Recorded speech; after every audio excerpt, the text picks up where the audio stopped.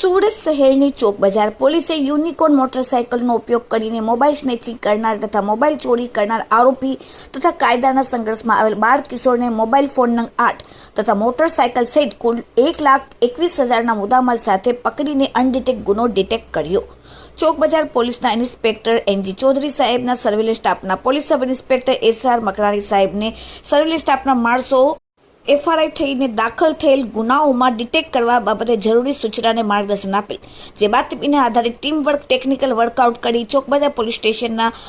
FRI પરથી દાખલ થયેલ અનડિટેક્ટ ગુનાઓના કામે સ્નેચિંગ થયેલા એક સફેદ કલરના Realme 11 pro 5G mobile phone જેની કિંમત ₹10,000 ગણી શકાય તે મોબાઈલ ફોન તથા આરોપી તથા બાળકિશોર ચોરીના આવેલ અલગ અલગ કંપનીના અન્ય મોબાઈલ ફોન નંગ 7 જેની કિંમત ₹56,000 તથા મોબાઈલ સ્નેચિંગ કરવામાં ઉપયોગમાં લીધેલ યુનિકોર્ન મોટરસાયકલ જેની કિંમત ₹55,000 એમ મળીને કુલ કિંમત ₹1,21,000નો મુદ્દામાલ સાથે આરોપી પિન્ટુ રાજુભાઈ ત્રિવેદી રહેવાસી લાપસીવાલા ચાલ ઝુંપડપટ્ટી પાલિયા ગ્રાઉન્ડ જિલ્લાની બ્રિજ સુરત શહેર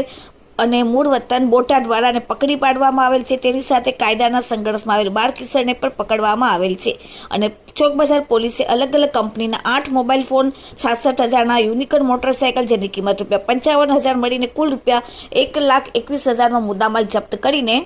કાયદેસરની કાર્યવાહી કરી। એટલું જ નહીં પણ પકડાયેલ આરોપી પિન્ટુ રાજુભાઈ ત્રિવેદીને ઉત્તરાયણ ઓલપાડ અને લાલગેટ પોલીસ સ્ટેશનમાં અલગ અલગ ગુનાઓ ઇતિહાસ પર ધરાવે છે। Bureau report daily India TV Surat.